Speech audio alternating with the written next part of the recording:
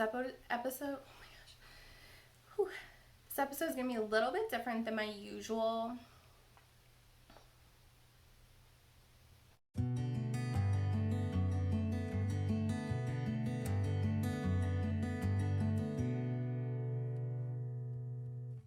Hey guys, welcome to episode 14 of the Knit Now Swatch Later podcast. My name is Courtney. You can find me on Instagram as Knit Now Swatch Later and on Ravelry as Pup.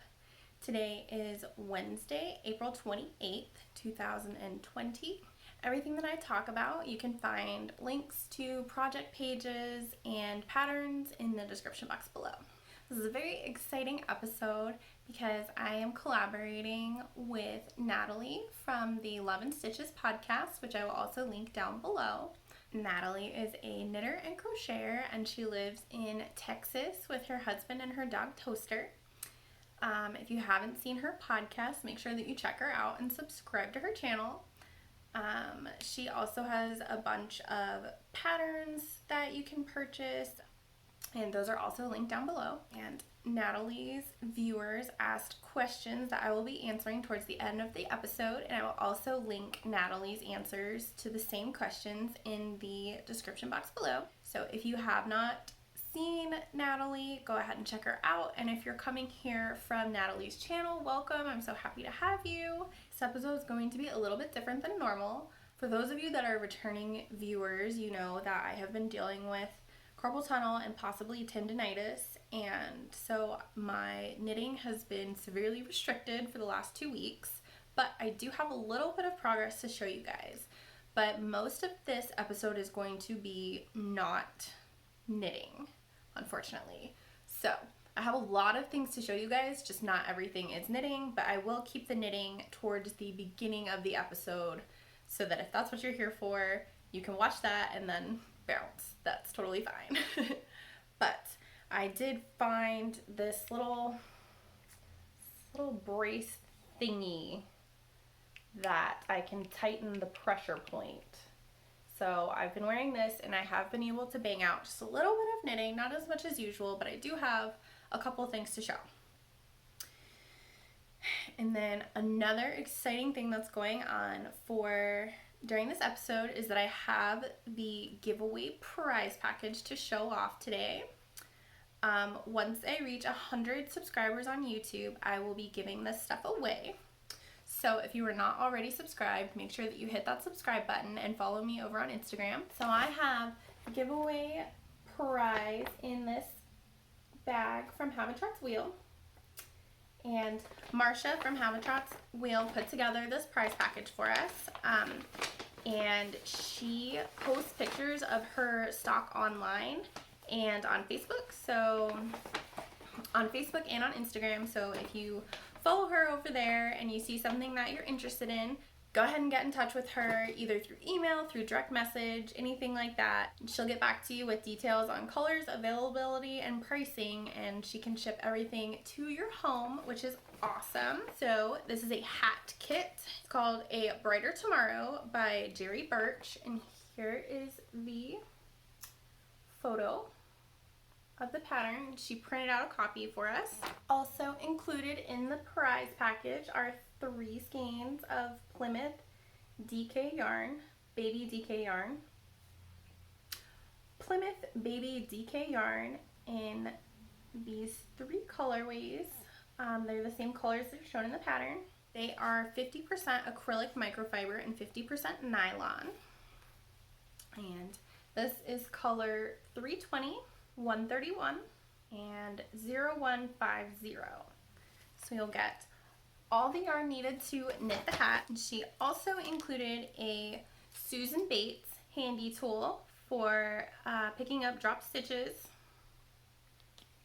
And these are awesome. I also use these as cable needles because they're just more convenient. A set of 16-inch Knitter's Pride Basics circular needles. And then some of the stitch markers that are available in her shop. And then this is her business card if you wanted to contact her about purchasing some yarn. support a local yarn store. So a super fun giveaway prize package. Thank you so much, Marsha, for putting that together for me. Once I reach 100 subscribers on YouTube, I will let you guys know how to enter that giveaway. So if you're not already subscribed, go ahead and do that and follow me over on Instagram. I think that was all of the administrative top of the episode things. So I'm going to move into finished objects. I only have one. That is, this is another one of the crochet face scrubbies from domesticbliss.com. And I have talked about these several times. I was trying to crochet a couple a week, and then I started having problems. But so I did want to have something to show you guys. So I whipped that out. And I also have a work in progress in my bag from the Stitching You. I also have a quick acquisition that I ordered from Habitat's Wheel. This is a Kitchener Stitch fob from Cricut. I love having this on my sock bag because I know how to do the Kitchener stitch, but I always doubt myself, and I look it up anyway. So that's super convenient to just clip onto my sock project bag and just go. But I cast on this is the second sock of my husband's Metroid socks, which are just plain vanilla socks. I do 10 rows of ribbing for the cuff and 20 rows of ribbing for his leg. And then I just do a short row heel flap and gusset, or I mean not short row, slip stitch, heel flap and gusset for that. And all the details for this project are on my Ravelry page, which is linked below.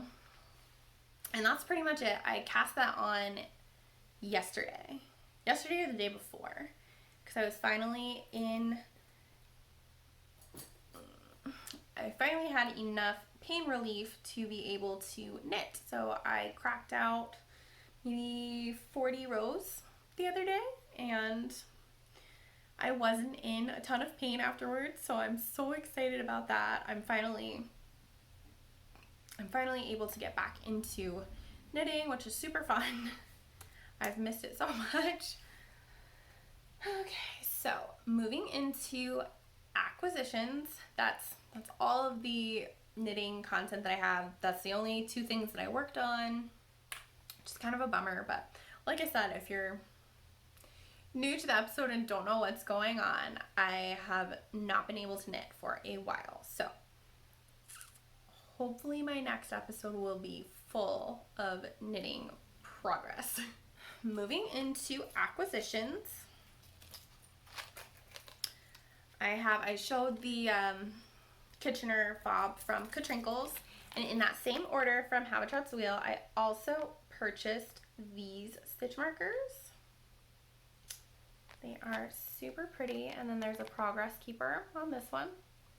I just loved the colors, and the autumn leaves are just so pretty, and I love that it comes on this little ring that I can clip onto my project bag. So that's awesome. And then I also purchased some yarn. This is from 3 Irish Girls Yarn Inc. in their Springvale sock base, which is 100% superwash merino wool. This is the River Delta colorway. It's so pretty. And then I also got, this is the same base. Whoa, this is super blown out. It is coming out super blue on the screen, but it's a really pretty purple. So I turn off my lights, and this is a little bit, still kind of blowing it out a little bit, but this is a more accurate color representation. It's just a really dark purple with some black running throughout. This colorway is called Witch's Brew, and this is definitely going to be a pair of socks for my husband. He loves this color purple. As soon as he saw it, as soon as I saw it, I knew that he would love it, so I grabbed some of that for him as well. And again, the yarn and the stitch markers were from Habitat's Wheel. I just messaged her on Facebook and she mailed them to me, which is awesome. Her shipping is super quick, so if you're interested, hop on over to her store, which I have linked in the description box below. So moving into other crafts, I wasn't allowed to knit or crochet, but as long as it wasn't causing me pain, I could do other craftiness. So luckily I have a ton of hobbies and was able to keep myself busy. So first up, I made stickers. Look at these. These are just too cute. My husband drew the pig on the computer and I just printed them out on label paper and I cut them out of my Cricut. So super simple. We did a couple other ones that did not work out. But I have a couple other pictures that he's drawn up for me. I just have to print them and cut them, but now that I can knit again, I don't know when that's gonna happen, but maybe. We'll see. And the rest of my finished objects are sewing. First up, I have this project bag that I sewed. It has a handle and the pumpkins and bats on the outside, so you can tell how long this fabric has been sitting in my craft room. But I love this lining with the writing, and it has a boxed bottom so that it stands up on its own. And I love sewing my own project bags. I love buying project bags. I have a little bit of a bag obsession, which you can tell because I sewed another one. This one's not finished because I still have to sew and attach the handle, but it's close enough to show you guys, I think. And this one was a little bit tougher because of this. It's not leather, it's like vinyl, but this kind of changes the whole project, made it a little more difficult. And then I sewed the zipper in upside down, which was super fun to pick out all those stitches with hand and wrist problems, as I'm sure you can imagine. Then this one has pumpkins on the inside. I just think it's super cute. Nightmare Before Christmas is my favorite animated movie, so I have tons of Jack fabric and I can't wait to make more project bags. Like I said, this one is not done. I still have to make this part, but I didn't get there. So I actually ran out of thread, and my friend drove over here last night to save the day and bring me extra yarn. So huge shout out to you, Talia, because thanks to her, I was able to have another finished object. So awesome, right? And then the last thing that I have to show is this huge dinosaur. He's massive, but I told you guys about this last episode. I think I showed the fabric last episode. This is going to my friend in England. Her little girl loves dinosaurs, so I thought it was awesome to find this pattern with the pink and purple dinosaurs and to make a dinosaur out of it. So, trying to get them. There you go. So I just need to I'm gonna put some eyes up here. And I have to sew up his tail. His tail is not done, but I wasn't up for hand sewing yet. So he's very close to being finished, and then I will send him out. And the only other thing that I have to talk about was going to be incredibly difficult to show. So I'm going to put a picture in up here of a Cricut, of a pig mandala, I think it's called a mandala, that I cut on my Cricut machine in sparkly pink glitter vinyl, and I stuck it on my laptop. So when I go to edit this, I will take a picture of it and put it on the screen here because I am so proud of how it came out. There's still a couple of mistakes, but I don't use my Cricut that often, so I think it's pretty impressive for how often I actually do that. So the only thing that I have to talk about before I get into the questions for this episode are the books that I was reading while I couldn't knit. So here are all of the books I read. I finished The Shadow of the Wind first, and then I read Far, Far Away, and then I read Poison, and then I read Beauty. These were all awesome books. I won't go into a painstaking amount of detail, but this is what these two look like. They are part of a series. All right, so they are part of a series called Tales from the Kingdoms. This is a book my friend sent me. This is the UK version, which is why it is so much prettier than the other two, I'm pretty sure.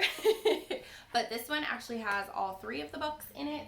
The other one is called Charm, which I don't have over here. It's on a shelf somewhere else. But yeah, these are so good. And Sarah Pinborough is by far one of my favorite authors, so I highly recommend almost anything by her. Almost. I have read a couple of duds, but almost everything else by her is awesome. And then I read Far, Far Away by Tom McNeill, which is a similar plot to Charm and Beauty. They're just fairy tale spin-offs. This one was a Hansel and Gretel-esque story. And then, of course, Poison, Beauty, and Charm are Cinderella, Sleeping Beauty, and Snow White, but they tie in a bunch of other fairy tales, which is really cool. And then I've talked about The Shadow of the Wind before. Moving into the questions for this episode, I will start with the 5 that Natalie is also answering over on her podcast, which again you can find linked below. And the first question is, what is your favorite thing to binge watch while knitting? And my answer to that, I love to watch Anne with an E on Netflix. When my husband is at work, he's not a huge fan of the show. So when he's working, I watch Anne with an E. And when he's home, we will binge watch Rain or Dead to Me together. Both of which I am rewatching. This is my 4th run through of Rain. I love that show. I cannot say enough good things about it. It's amazing. Highly recommend it. And it's really good. Maybe not the first time you watch it, but when you're rewatching, it's a really good show to have playing in the background while you're knitting. Dead to Me is a really good show, but there's a lot of swearing, so if you're not okay with that, I would not recommend it. But other than that, it's a really good show. Next question, what type of item do you enjoy making the most and why? I enjoy making socks the most because they're super portable. I almost always have a pair of socks in progress, so that I can knit in the car, at doctor's appointments, or wherever I have to go. I have 2 doctor's appointments in Cleveland next week, so I'm definitely going to bring probably a pair of socks or 2. It's portable, it's easy to stuff down in my purse. It's awesome. But when I'm knitting at home, I really enjoy colorwork sweaters, or colorwork in general, just because it works up so quickly, but it holds my attention long enough for me to want to finish it, because I just want to get to the next color, to the next repeat, to the next whatever, and then before I know it, the colorwork's done, and that is super fun. So, next question. What is another yarn craft you'd like to learn or that you already know besides knit or crochet? I would love to learn how to spin. I have a drop spindle and some roving that my husband bought me for my birthday, I think 2 or 3 years ago. I really want to learn, but It's one of those things that I just have not been able to figure out. I've watched so many YouTube videos that it's ridiculous. I just cannot pick up on I think it's drafting. I just can't do it. Like, nothing happens. And I just got frustrated with it and set it aside. But if you have a YouTube video or some other tutorial on how to spin, please let me know. I was actually signed up for a class at my local yarn store, but due to the whole coronavirus pandemic, my class got canceled. Hopefully once they're allowed to reopen, I'll be able to participate in that class and pick up a new skill. Other than that, I'm also super interested in pattern designing, but I have no idea where to start, so I haven't really pursued that at all. Okay, so the next question is, do you have any hobbies outside of yarn crafts? So if the rest of this episode did not answer that question for you, I have way too many hobbies, to be perfectly honest. If I'm not playing with yarn, I'm reading, sewing, paper crafting, playing with my Cricut, playing a video game or a board game with my husband. Chances are, if you can name it, I have probably tried it or it's on my list. What is your favorite thing about podcasting? So this one was hard for me to condense down into a reasonable answer. But I love knitting and talking about knitting, but I don't know very many people personally that have the same interests that I do. So podcasting seemed like a great opportunity to talk about my favorite things while not boring my friends and family who aren't as excited about it as I am. But it also helps me to keep motivated to finish things, and it helps keep me motivated to finish my projects so that I have something to show every episode. So if I get to the end of the week, I kind of assess my projects and think, oh, this one could use a little bit more work so that I can show a little bit more. And I love using progress keepers to mark where I was for the last episode. So that is awesome. And then the other thing that I love about podcasting is I love watching and interacting with other podcasters. And they inspire me to cast on new things and to see projects that I might not have otherwise found on my own. And then I had one question from the last episode of the podcast from Allison De Laurentiis, and she asked, do you prefer to knit for hours at a time or off and on through the day? So since I'm still working from the office, I don't have a lot of knitting time during the day. So during the week, I usually knit for several hours at a time, usually starting around dinner time and I'll knit right up until it's time to go to bed, time to get ready for bed. But on the weekends, I will knit for a couple hours at a time, several times during the day. So I'll knit on something for a while and take a break, knit on something else, and that's pretty much my whole weekend. So that's pretty much everything that I have to talk about with you guys today.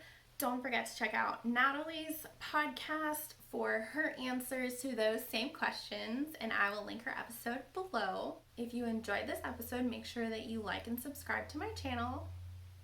And until next time, happy knitting, guys. Bye!